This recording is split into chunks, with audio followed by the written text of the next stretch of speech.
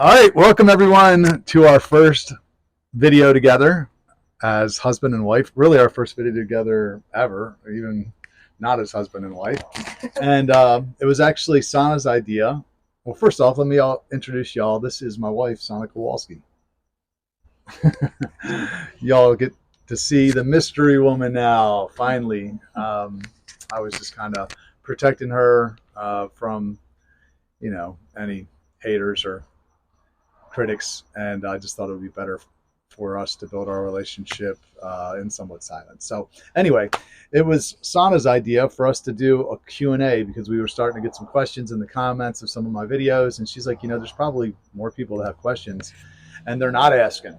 So we thought we would just open it up, and we talked about our relationship and just thought, it might be helpful. So you have anything to say before we get into it? No, that's it. Let's start. Okay, great.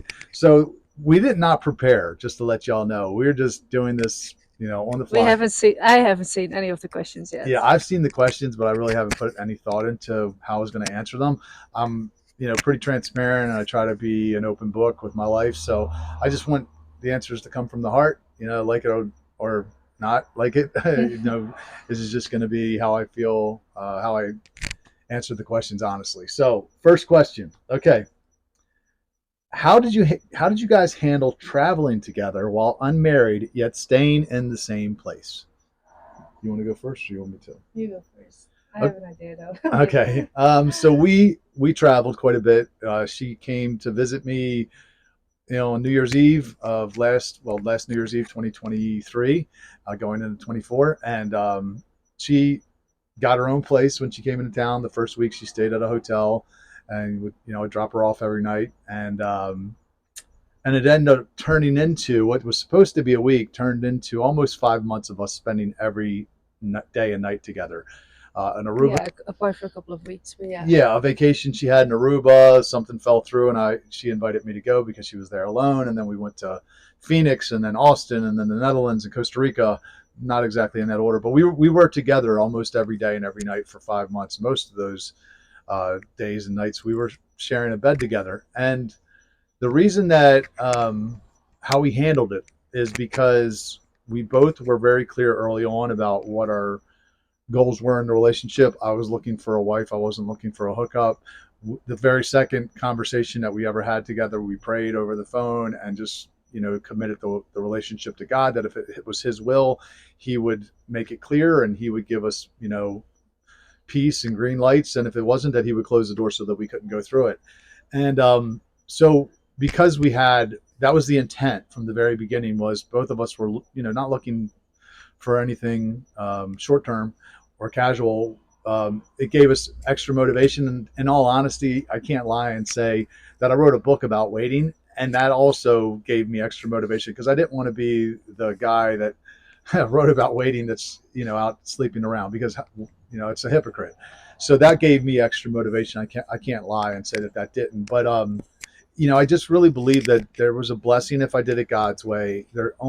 I think only 3% was the number that I read when I researched the book, that only 3% of people actually wait to have sex till their wedding. Knowing what the divorce rate is, that most people don't wait, and then the majority of marriages end in divorce, I just didn't want to be a statistic. And I knew from my previous relationships that every time I had sex, early, which was just about every relationship, it always ended, not so great. And that wasn't what I just didn't want to repeat the same mistakes. Yeah, I think for me, my deepest motivation for waiting, apart from of course doing it God's way, was also like I saw like potential in him early on, and I didn't want to mess it up because I know that it works different in attachment for women and men. um, I've seen this. I've also seen this in like friends of me that are dating. I've seen it in the dating world myself, and it's just I just didn't want to mess it up. I just wanted to make sure that also that my judgment would be clouded, because I wanted to make sure that I would choose him for the right reasons, and that he would choose me for the right reasons. And I also, yeah, definitely, like a part of me was too, like, I don't want to get attached before him and then him just walking away. So I'll just make sure that nothing clouds my judgment. I have a clear view, and that we're doing it the right way. Yeah. And just to say, like we cut off at pretty much everything. There was a couple close calls early on, where we were just very physically attracted to each other, but we cut off everything. Way before the wedding, months out, where we're just like, look, let's save it for the wedding night. If we're going to get married, it'll just make it that much And it better. also motivated us really to get married quicker. Yeah, exactly. And that's such a great point, because not only did it motivate us to get married quicker, because we want to have sex. I mean, let's be honest, who doesn't? But it speeds up the getting to know you process, because you're like, you have to ask the hard questions, and because we all are wired to want to have sex again. And if it's not you, then let me move on. Let me go find that person. So and it also forces you, like, because instead of like spending like time together in bed, you like really are talking way more to each other. And then when we were in a fight, like there were like definitely like conflicts between us, like, or like days that we were both not feeling our best, and even then we could not fix it with sex. We had to talk about it. Like we had to go through all the resolution stages. And you get to know somebody on a way different level, because you, at least for a woman, I feel you see everything way more clearly, instead of being too attached early on and then kind of getting this rose glasses where you pink glasses and you just see everything through there. Like you have like a way better, as if you can focus way better. So I guess to sum all that up, just keep your eyes. And then like if he or she means the practical side, like we definitely set boundaries early on, even before I came for New Year's. We talked about this, like what kind of boundaries we should set. We prayed about it a lot, like the whole time we prayed about it. We also made sure like we never got really drunk or anything like that. Like definitely like behavior that wasn't like provoking. Just keeping God at the center of it, praying every day together was a good reminder of what we were doing and wanting to honor him. And to be honest, we've seen, you say there's a blessing in it if you do it God's way. It's so true, man. Like from a practical standpoint, there's just been so many things that have fallen into place for us that are divine. The wedding ring, the dress, how we pulled off the wedding, even this honeymoon. You just really see God's hand in the relationship. And I do feel like he's rewarding us because, we did the hard thing and we waited. So thank you for the question. Okay. Next question. Hi, Rob. Not sure if you've thought about this question, but do you think it's wrong or permissible biblically for a man to have a mistress or even just a friend with benefits with his wife's knowledge and consent? Okay, that's different. When he otherwise has to live a life of complete celibacy due to his wife's incurable health issues.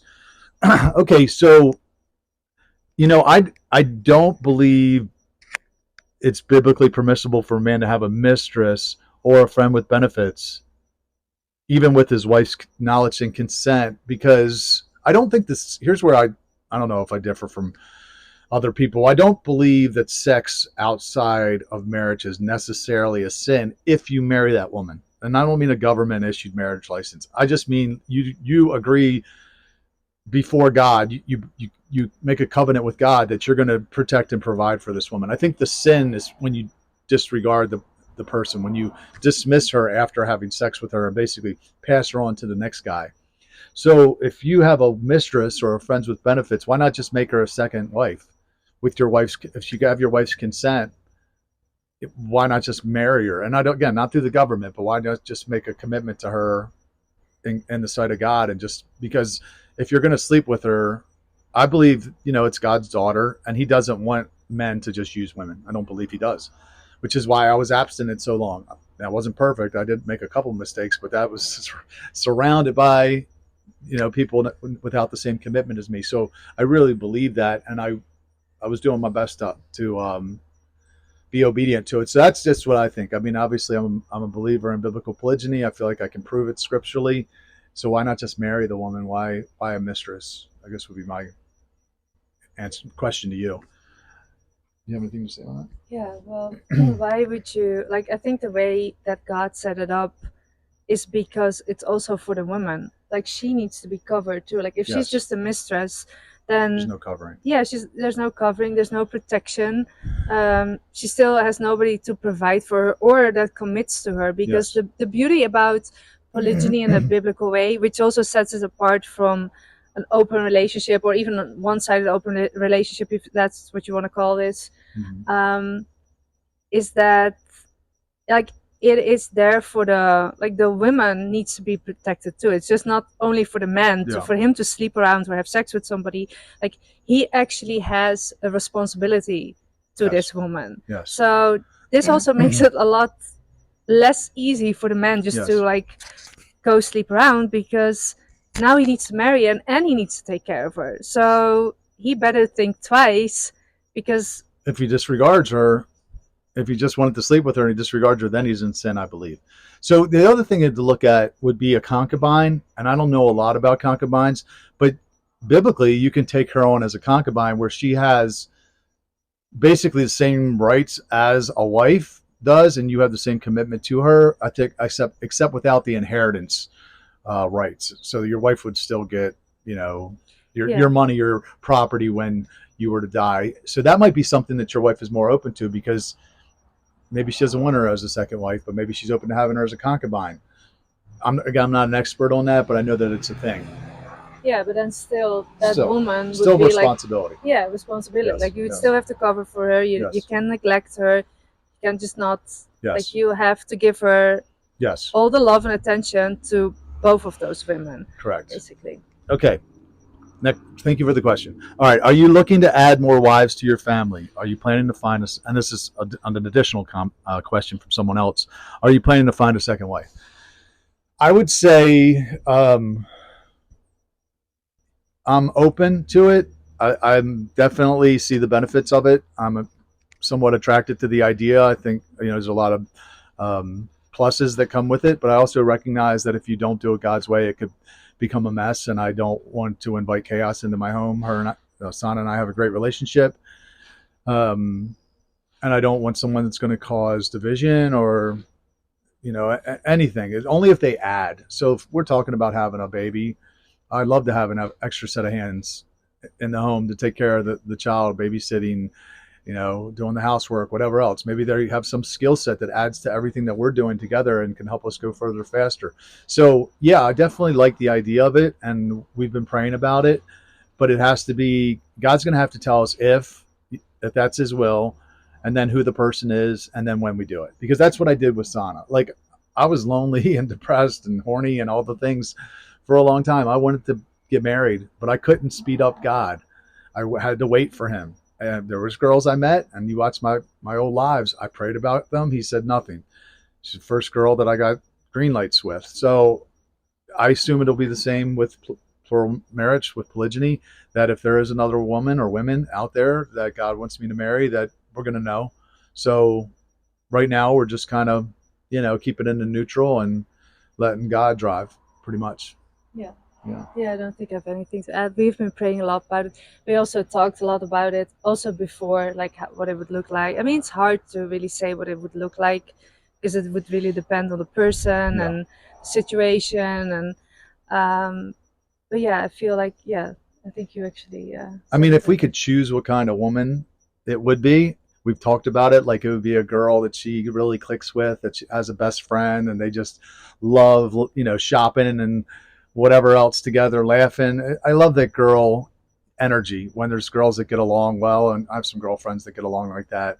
So if that's the girl God chose, amazing. But we don't know, because it might not be that kind of woman that God would choose for us.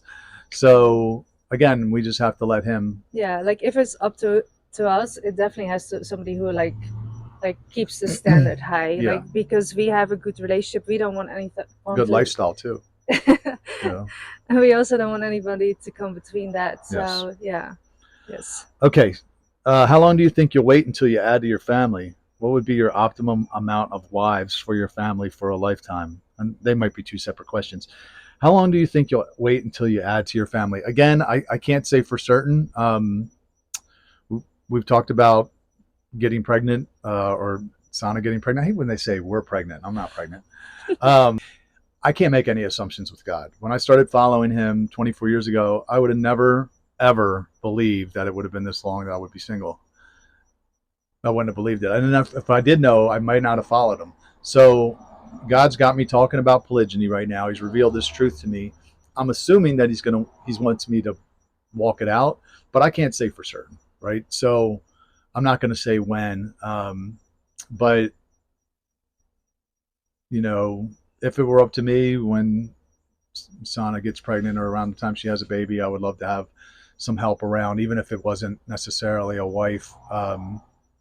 It could be, it could just be a friend, around helping out. Well, we don't know. I can't say optimum number, 2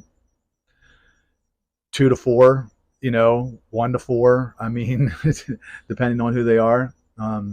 I don't know about an optimum number. I did hear Berean Patriot say something once on my podcast that he said it would be hard to fulfill your marital duty biblically with more than 4, because you have to be able to have time for everybody. I know I had Casey Jones on my podcast and he has 6 wives and he's like, don't do what I did. He's like, it's just too much. So, yeah, I think every man's different. I think it really has to do with, your masculine energy, but also just resources. Like you have to be able to support people or manage people well. And some men just, might not be able to do that. So for everybody, it's different. I don't know. For me, I really don't. I think I have a lot of love to give, but I don't know. We'll see. We'll just let it unfold naturally and see what happens. Yeah. Okay. All right, next question. If you do end up meeting another woman who could be a prospect for another wife, will your current wife also go on dates with her, or would you keep your relationship dynamic at the group level? So there are different ways to do this. There's different names. There's a triad. I don't even know all the names, to be honest. I think a triad is when all 3 people in a relationship together. So I would not have Sana go on dates with this other girl, but what I would do is if there was another girl that was a prospect, I would definitely introduce her early, and they could open up a chat. If she's in the area, they could meet up, grab a coffee, and Isn't that a date? start to form a relationship. No, I think he means like romantic. Oh, okay. No, I mean, but no, they would start to get to know each other, because I want to make sure that there's some, I want, for lack of a better term, chemistry between them, like that they get along and they don't hate each other, because again, that's going to be something hard to overcome. So in my mind, what I would do is I would open up a Facebook messenger chat with the 2 of them, and then with the 3 of us. So I might be talking to the girl alone in a chat. Sana's talking to her alone. The 3 of us are talking in a chat, and we're praying about it the whole time. Hopefully, we're getting some face-to-face time, and we're just kind of seeing what God's saying. Is He giving us peace, and is everybody feeling the same thing? That's what I would do. As far as Sana going on dates with the girl, no. Maybe you've seen some of my videos. I don't believe girl on girl is a sin if they're married to the same man. I don't believe that it is.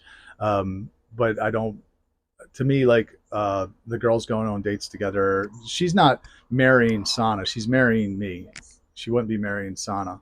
So I don't know. That's just how I feel. Yeah. Yeah. Pretty much the same. Okay, good. What would you recommend for folks who want to practice polygyny, but also want their children to grow up in an active church? Are polygynous families just doomed to never belong to a church community? That's a good question. Those are good questions. Very Thank good question. Yeah. So you want to go? You go first. No, you go first. Okay. So the first thing that I thought, or at least one of the very first things I thought when I came to this knowledge was, where am I going to go to church? I knew no church was going to accept me. I actually did some research to see if there were any churches out there that would accept people that were polygynous or in plural marriages. And the only ones I found were like very left-wing liberal churches, rainbow flags outside, almost like a Unitarian, many ways to God kind of thing. And that's not who I am at all. I'm a fundamentalist. I believe what the Bible says. I try to live my life as best as I can by it, as I interpret it. And that was one of the first things. I get a lot of value out of being part of a faith community, and I was very concerned about not having one. So right now, Sana and I just kind of bounce around. We kind of sit in the back of the churches we go to, but we're not really a part of. And it's sad that we can't be, because the people that wrote the Bible, almost all of them were in plural marriages. So we'll read these writings of these great men, but if they walked into your church, we would kick them out, which is wild. But right now there's me and some others that are kind of considering starting a pro polygyny, patriarchal, red pill church. I see a need for it. I think that the mainstream churches have been feminized, and in addition to many other flaws in the way they have their gatherings and a lot of the things that they do. And I think that this is a topic that should be able to at least be discussed in an open forum. And no church that I know of would ever let you bring it up for fear of losing people, for fear of women mostly probably leaving the church. So yeah, I would love to be part of starting a church that allows families like this, and then maybe we have home churches kind of spin off from it and see what happens. The American church is dying pretty rapidly, and this Not only American church, I think yeah everywhere. churches around the world, Or yeah, like not attendance, everywhere, but yeah, church attendance fell off a cliff definitely though. Western Yeah. churches. Yeah. So yeah, I think unfortunately I don't see any churches out there that would accept you, but or they may accept you, but they're not going to embrace you. Like they're going to probably they may let you come, maybe, but you'll probably be gossiped about, and then you will never be invited to be on leadership. For example, I got uninvited from my Bible study because of this message that I've been talking about, and even though there's no biblical support for it being sin, they just based off their feelings, I was not invited to come back. So yeah, I feel your pain, but unfortunately I don't know of any. We don't have the solution yet, but something we definitely want to. We definitely recognize how important churches are and community. Yeah. So it's something we're absolutely looking forward to. Yeah. All right, next question. Let's see here. It looks like you legally married. What would you do with the second wife, as it's not legal to marry two or more? So we did not legally marry, or let's just say we didn't marry through the government. We made a commitment in front of God, in front of our friends and family. We may marry through the government because, visa purposes. Yeah, for citizenship purposes, but we're navigating that now. And ideally we don't, because we don't want to invite the government into our relationship. We don't believe that we need the government's approval to validate our marriage. I've said before, I don't need the same government that tells me two men can get married to validate my marriage. I know God knows that we're married, but yeah, I would never have two government issued marriage licenses simultaneously, because then you're asking to go to jail, and that's where you're breaking the law. So when I say plural marriage, I don't mean that. I don't mean through the government, obviously. I mean through God, which, and if you don't do it through the government, then it's no different than having multiple girlfriends or multiple, mistresses or whatever, as long as you know that you've made the commitment to God. And if you were to break that commitment, you're breaking covenant with him, which is much more serious than the government, in my opinion. Okay, does the Bible not forbid polygyny? Maybe just beware of, but do you? So surprisingly enough, the Bible does not forbid polygyny. In fact, it regulates it. Exodus 21:10 tells us that if a man takes another wife, he must not deny the first food, clothing, and conjugal rights. So I would challenge you to say God does not regulate sin. He would never say, don't steal, but if you do steal, da-da-da. No, he wouldn't say that, right? He also told David in 2 Samuel that he gave him his wives and would have given him more if he asked. So God's telling David, he had like 18 wives at the time. He said, I gave you your wives and I would have given you more if you asked. Why'd you kill Uriah and take Bathsheba? So no, God doesn't. He actually gives it to us in some cases, and he even commands it. If you look at levirate marriage in Deuteronomy, it says if a man's brother dies and his widow doesn't yet have a child, the man has to marry her and impregnate her. Doesn't matter if the guy's married already or not. He has to do it. God does not command us to do sin. Okay, so no, the Bible doesn't forbid polygyny. People say, oh, look at every polygynous relationship, and it was always filled with problems. I would challenge you to say, show me a monogamous relationship in the Bible that didn't have problems. We don't even know of any monogamous relationships in the Bible. The only one that we are 100% sure of is Uriah and Bathsheba. Everybody else, you just assume. You're like Joseph and Mary. We don't know if Joseph had many wives before Mary. We don't know if Boaz had a lot of wives before Ruth. I would say he probably did. Moses, all the patriarchs all had multiple wives, and these were men that God chose himself. God chose these people to lead his nation. The very nation of Israel came from a man with 4 wives, and God orchestrated those circumstances by opening and closing wombs. Go back and read the passage. So people say, oh, no, Adam and Eve. Adam and Eve destroyed the world when they were monogamous. Okay, God chose a polygynous man with 4 wives to create his people, Israel. And there's a reason for that. So no, the Bible doesn't forbid polygyny, despite what your pastors told you.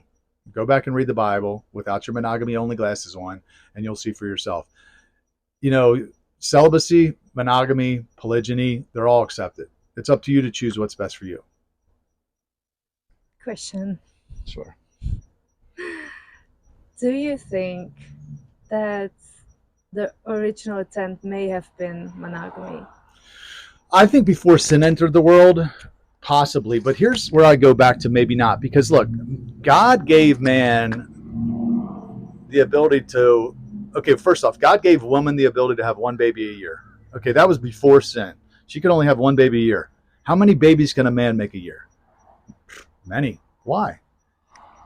If monogamy was the original intent, why would God have given us that ability? Why do women stop making babies at a certain age, but men can make babies pretty much till we die? Why do men like younger women and younger women like older men? Right? Like all these things are in us. They're pre-programmed in us. The Bible talks about the wife of your youth. Right? If you think about that in the context of polygyny, it's talking about the wife of your youth, the one you married when you were young. It's fine to take more. And think about this. If God's, what is our whole purpose for being on this earth? I'm going to ask you that question. What's our purpose for being on this earth? Why did God create us? Populate heaven. Populate heaven, right? God wanted a family. What is the best way to populate heaven? It's to give good, godly men lots of children that he can raise up to be godly men and women. And then think about that. If a man has 10 wives, how many more babies is he going to have with 10 wives over 1? Or even 3 wives over 1? A lot more, 3 times as many probably. So that's the easiest way to populate, take dominion over the earth and populate heaven. There's a reason that Muslims are they're kicking Christianity's ass right now because they could take up to 4 wives. And they raise them with the father in the home. How many divorces is monogamy the cause of? I mean, think about that, because people hop from monogamous relationship to monogamous relationship, which I would challenge isn't even monogamy. That's kind of soft polygyny. Monogamy is when a virgin man marries a virgin woman and they stay together their whole life, which nobody does. Hardly anyone. Nobody does it. Yeah, like less than 1%, I would say. So people are already polygynous, but they do it in a way that creates a mess because you're all got all these broken families. So, no, I think the best way, to fulfill our purpose for being on the earth, to be fruitful and multiply and raise up good, godly children, is to not split up the home. If dad just meets a younger woman and decides he wants to, date and marry her, go for it. But you can't leave the first one. You still got to take care of her. How unfair is it for the wife of his youth? Imagine they got married at 20 years old, raised a family till he was 50, and then he has a midlife crisis and he runs off with a 25-year-old and leaves her high and dry with the kids. It happens now all the time. All the time. Then that woman is now 50 years old. She's got 3 kids and she's out here scrambling around trying to find a man in this dating culture. Think how unfair that is for that woman versus just doing it God's way and saying, you can marry her, but you can't neglect the first one. You have to treat her exactly the same as you did before. Yes. There might be a little bit of jealousy to get over, but I mean, isn't it better that this woman could, what's she going to do at 50 with 3 kids? I mean, it's not like there's a whole lot of options out there for good, godly men. And then the kids get jammed up. If he left her, she would also feel jealousy. Right. And if he left her, she would be feeling some kind of way too. So, yeah, so that was, what question was that? Okay. So as far as, yes, the kids, looks like where was it? Okay, sorry, let's move on to the next question. What is the agreement about a marriage with multiple wives and sexual components to it? What is the agreement about a marriage with multiple wives and the sexual component to it? Okay, so great question.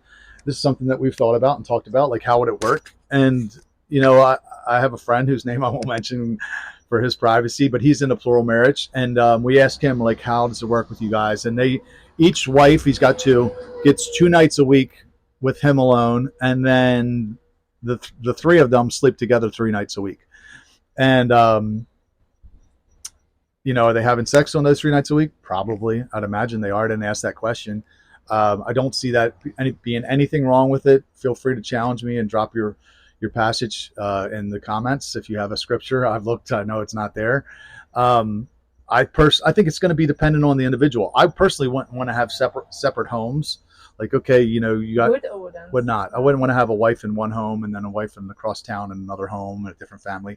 I don't. That just it wouldn't be something I'd be interested in. I think the power comes from the unity, everybody being together on the same roof, multiple incomes, multiple talents and skill sets, all operating together. I think that's where the power comes in. As far as the sexual component, it really is going to depend on what works for the people the women that God send you. If I was to marry a woman that Sana couldn't stand being around, probably not going to be a whole lot of nights with all of us sleeping in the same bed together. But ideally, that doesn't happen, and so I think it's going to probably depend. I think it's good if you have some space. Like imagine just living in a family, like without like not even a plural marriage family, but just any family. Like you need a little bit of your own space, right? I grew up in a fairly big family, and it's definitely nice to have some like space to yourself, I believe. But I'm not talking separate homes. I don't think I would want that either. Like I actually like company. So I do want to have people around me. Yes. Um, like we talked also to biblical families, like to the different families there. I asked a lot of questions. Like the first time we went to the retreat, I asked a ton of questions about all this, and basically what it comes down to is like everybody does it a little bit different because it depends on the individuals.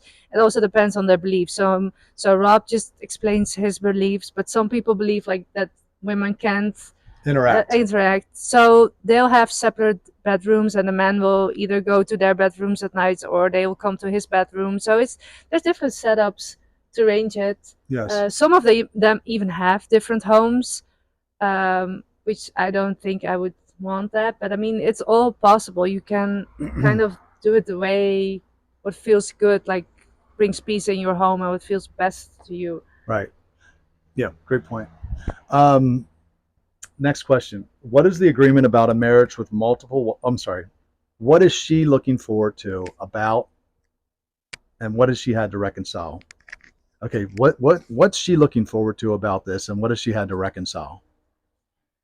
I definitely look forward to the practical side of things. So just extra set of hands, especially like Rob said, if we want to have a baby, then that would be like I can definitely see that being a huge bonus. I've seen women around me who don't have a lot of help or they're very busy, and then yeah, it's just a lot of work, from what I can tell. So that would be great. Um, Also the companionship. I really hope it would be somebody I get really well along with, because even if I think about like having a very good friend in my house, that would give me joy.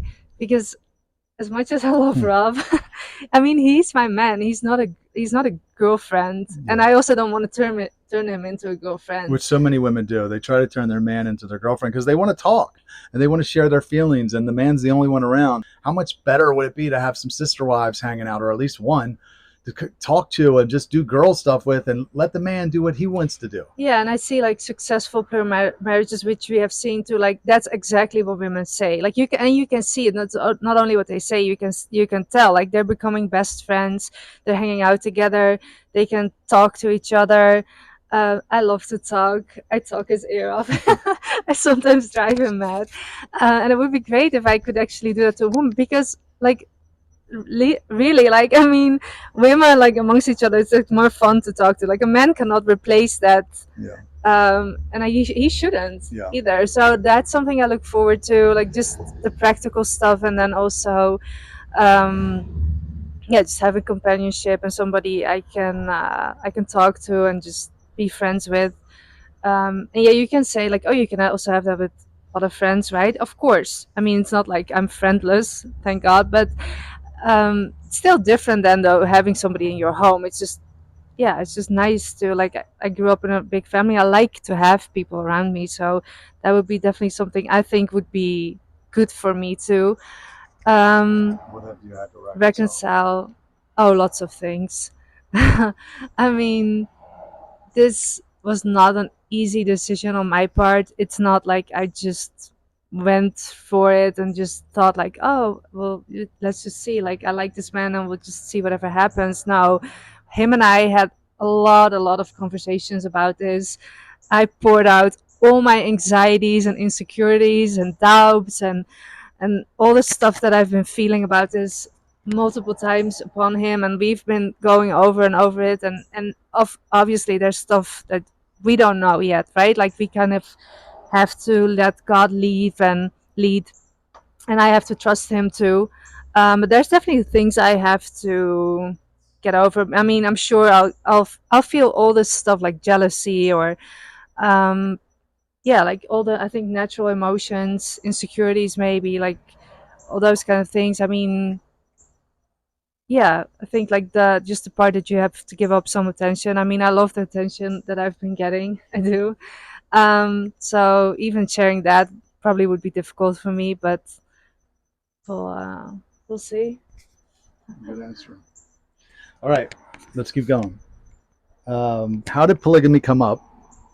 Polygyny come up with her, and how does she feel about it?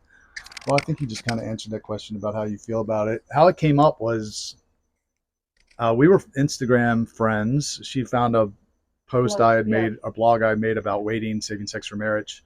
She followed me. I looked at her pictures. I followed her back, and we chit chatted a little bit over the course of a few months, and then Yeah, but nothing nothing substantial. really. No, it's No. like hardly anything. Like, hey, Yeah. responding to a Or, picture she posted yeah, of a something food like or that. something. Yeah. But then I posted a vlog about polygyny, and she actually messaged me about that vlog specifically, and not in a like way that she was like shitting on me, which a lot of women did. So it sparked my curiosity, and and I kind of pressed her to have a phone call with me, and then we ended up talking for over an hour the first time. And now we're married. Now we're married less than a year later. Yeah, yeah, that's basically how it went. Yeah, like so he didn't really have to bring it up. Like I saw it, like him posting a video about it. I reached out, we started talking, and then Yeah, which is why I encourage all the guys in my coaching program to post about it. Be bold with your stance, because everybody's afraid to take a stand because they're like, oh my gosh, what would people think? Well, my stance was, number one, I need to get the truth out there regardless of what people think. But I also thought that it would thin the herd. There's going to be certain girls that are just, well, they're all going to know what I'm about. So there's no point in having a conversation with me if you're not at least open to the well, idea. and if you're hiding it, then it seems like you're doing something wrong. Which, if you believe it's right, then you shouldn't have to hide it. Yeah, Right? exactly. Like because Shouldn't be ashamed. yeah. All right, last question.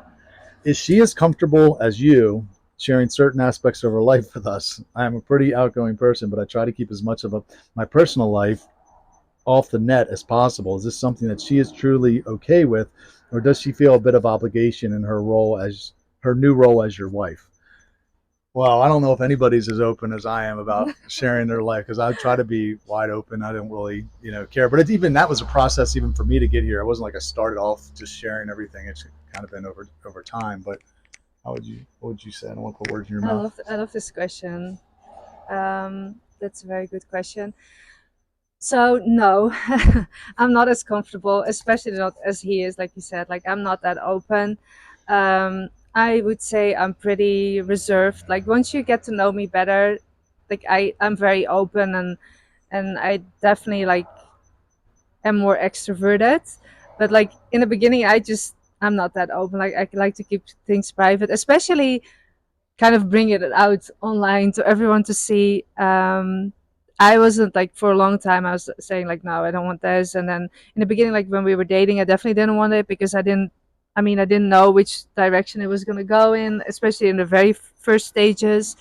I felt very good with him, but you never know, right? So I was like, I'm not gonna keep all that online. But now that we're married and like we're committed, both, it's different. So um, in all honesty, yes and no. So yes, I do want to like I do see a need for it. Like I said, I've had friends who are struggling. I see other women struggling. I do believe, obviously, do believe this is not sin, and this could also, like, if done in a biblical way, if done right, which we could also talk about later. But I mean, that's like, to me, that is very important. Like, a man has to do it right, and I do think there's not enough talk about how men should be responsible for this too. But if it's done right, then I can see how that would help a lot of women.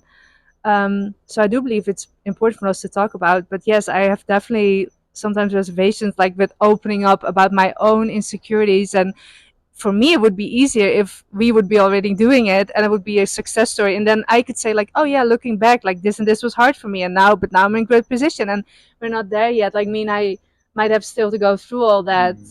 Yeah, I really was wanting her to document the journey, everything that she's feeling now, because we'll forget a lot of those things later. Yeah. If it's, fairy tale and a few years from now we go, oh yeah, yeah, like it'll just be, people like to see the good, the bad, and the ugly, I've found.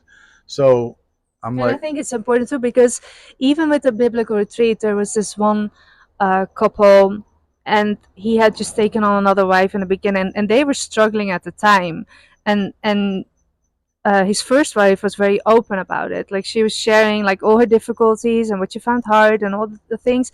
And then the second retreat, which was only a few months later, she talked about it again, but things were so different at a point. It was really inspiring. Like, you could, like, if you had listened to her first story, you would be think like, oh, this is never gonna end happy. Like, this is such a mess. Like, what did she get into, or what did he get her into? Like, that's really what I mean, not what I thought, but like what you could think.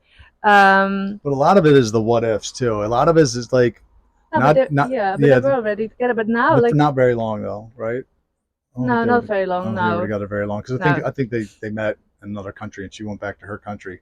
So a lot of it is like stuff we build up in our mind, and we've been conditioned to think it's going to be a bad thing, and Well, and it might be like, it it could might be be, like, it always could could be be. for a little bit. Like, you have to get adjusted, and like you have to set your own feelings aside too. But then, even just a few months later, not even, we're not even talking years. Just a few months later, she was already so much further, and now she really loves this woman. Like, she cannot even imagine her life without her anymore. Yeah. So I believe that if we are being open about our journey, and my feelings and his feelings, and how, and God's way of doing this, then that will definitely open good things for other people. Yeah.